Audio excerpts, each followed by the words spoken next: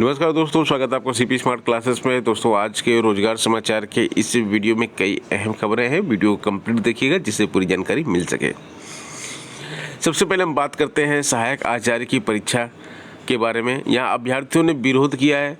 भर्ती परीक्षा में शामिल 934 अभ्यर्थी 149 उपस्थित हो गए हैं। परिणाम घोषित होने के बाद मांगी जाएगी आपत्ति इस पर।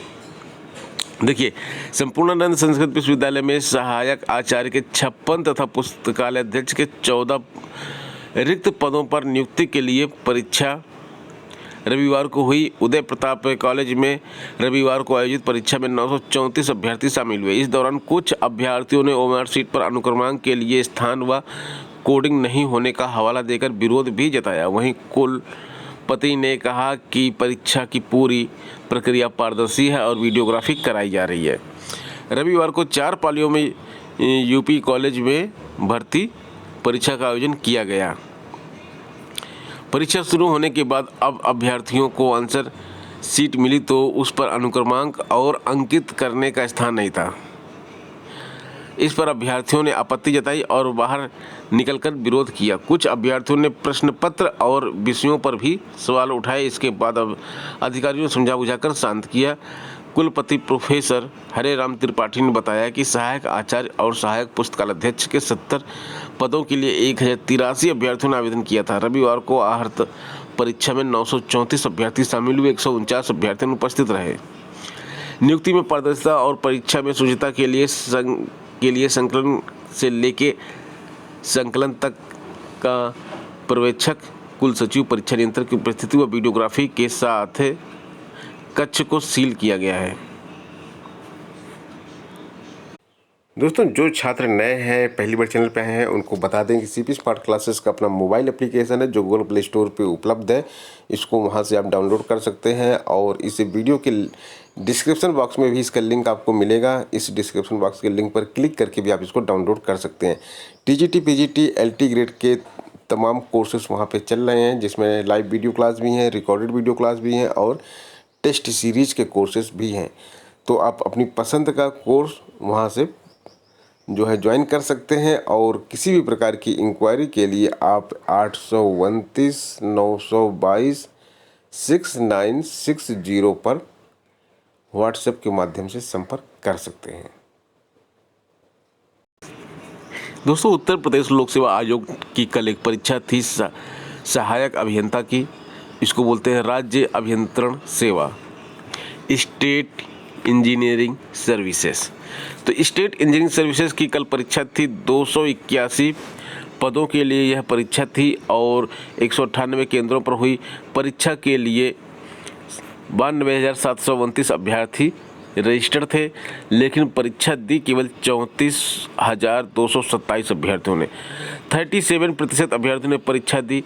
और यहाँ पे जो जीके के प्रश्न आए थे वो थोड़े टफ प्रश्न आए थे। आप ये देख लीजिए, उत्तर प्रदेश लोक सेवा आयोग की परीक्षाओं में प्रश्नों का लेवल टफ रहता है जीके का। इसलिए जो भी जीके किसी भी विषय की परीक्षा हो तो जो जीके अगर वहाँ पे आता है तो आपको ध्यान से उसको पढ़ना होता है, क्योंकि उस तैयारी उसकी अच्छी करनी होती है। अदरवाइज जीके ले डूबती है उत्तर प्रदेश लोक सेवा आयोग की उन परीक्षाओं में जहाँ पे जीके थोड़ी सी कम आती, जैसे कि यूपीपीएससी की परीक्षा है पीसीएस की परीक्षा है, तो वहाँ पर तो जीके ही काफ़ी इम्पोर्टेंट होती है। लेकिन अन्य परीक्षाएं, कभी कभी एलटी ग्रेड की परीक्षा होती है या फिर ए की परीक्षा हुई या कोई और परीक्षा हुई जहाँ पे जीके 25-30 क्वेश्चन पूछे जाते हैं, यहाँ पे जीके बहुत बड़ा डिसाइडिंग फैक्टर होता है सिलेक्शन में। 2 विषयों के 271 चयनितों को कल आवंटित होंगे कॉलेज। इसमें जो है असिस्टेंट प्रोफेसर बीएड के 112 और रसायन विज्ञान के 159 चयनित शामिल हैं। विज्ञापन संख्या 50 में इस समय ज्वाइनिंग कराई जा रही है। तो यहाँ पे 2 विषयों के 271 छात्रों की ज्वाइनिंग 31 मई को कराई जाएगी। ऑनलाइन काउंसलिंग हो जाएगी इसकी और इनको नियुक्ति पत्र कॉलेज अलॉटमेंट के साथ साथ दे दिया जाएगा। तो इसमें असिस्टेंट प्रोफेसर बीएड विषय के स्टूडेंट हैं और असिस्टेंट प्रोफेसर रसायन विषय के स्टूडेंट हैं। 20 दिनों में 623 अभ्यर्थियों को कॉलेज मिल चुके हैं। बाकी अन्य की प्रक्रिया अभी जारी है। 2003 पदों के लिए यह भर्ती की गई थी और जुलाई तक यह कंप्लीट हो जाएगी। इस वक्त एक नई भर्ती आ रही 971 पदों की। प्रश्नों पे जो आपत्ति लगी हुई है उससे 3 विषयों में चयन रुक गया है और अभ्यर्थी अब परेशान हो रहे हैं। यहाँ पे देखिए 3 विषय हैं जिस पर आपत्ति लगी हुई है और हाई कोर्ट में याचिका दाखिल की गई है, तो इनका चयन जो है यहाँ पे रुक गया है। 47 विषयों की कुल परीक्षा थी और इसमें जो 3 विषय हैं, विधि विषय में कई प्रश्नों पर आपत्ति करते हुए कुछ अभ्यर्थियों ने हाई कोर्ट में याचिका दायर की थी। इस विषय का साक्षात्कार 4 से 7 मई होना था और उसमें 41 सीटों के सापेक्ष 142 सफल हुए थे। मामला हाई कोर्ट में जाने पर प्रश्नों की जांच इलाहाबाद केंद्रीय विश्वविद्यालय की प्रोफेसर को दी गई है। अब तक इस पर फैसला न होने के कारण साक्षात्कार टल गया है। रसायन विज्ञान की परीक्षा में कुल प्रश्नों पर आपत्ति करते हुए 13 अभ्यर्थी हाईकोर्ट गए हैं, लेकिन इस विषय का साक्षात्कार 25 मार्च से 6 अप्रैल तक कराया गया और 13 अप्रैल को परिणाम घोषित कर दिया गया है। इस विषय की 159 सीटों के सापेक्ष 146 पदों पर ही परिणाम जारी किया गया है। हाई कोर्ट के निर्देशानुसार जितने अभ्यर्थी कोर्ट गए हैं उतने पद छोड़कर परिणाम जारी करने के तहत ऐसा किया गया है। हाई कोर्ट का फैसला आने के बाद इन पदों को भरा जाएगा। ऐसे ही बीएड की लिखित परीक्षा के प्रश्न पर आपत्ति करते हुए एक अभ्यर्थी ने हाई कोर्ट में याचिका दायर की है। पॉलिटेक्निक की संयुक्त प्रवेश परीक्षा स्थगित कर दी गई है और यहाँ पे परीक्षा और काउंसलिंग कार्यक्रम का शेड्यूल अब बदल गया है। प्रवेश परीक्षा के लिए रविवार से एडमिट कार्ड ऑनलाइन जारी होने थे, लेकिन शेड्यूल बदलने की वजह से एडमिट कार्ड जारी नहीं हुआ और ना ही परीक्षा केंद्र तय हुए। परिणाम स्वरूप 6 से 12 जून तक होने वाली संयुक्त प्रवेश परीक्षा स्थगित कर दी गई है। दरअसल इस ऑनलाइन को परीक्षा कराने के लिए एजेंसी के साथ हुए विवाद के चलते परीक्षा शेड्यूल को बदला जा रहा है। अब दोबारा टेंडर कर नई एजेंसी चयनित कर ली गई है। परीक्षा परिषद के प्रभारी सचिव राम रतन ने बताया कि सोमवार को नया कार्यक्रम जारी कर दिया जाएगा। गर्मियों की छुट्टी में शिक्षकों को तबादले का इंतजार है। शिक्षकों का 2019-20 के बाद स्थानांतरण नहीं हुआ और अब इनका स्थानांतरण हो रहा है।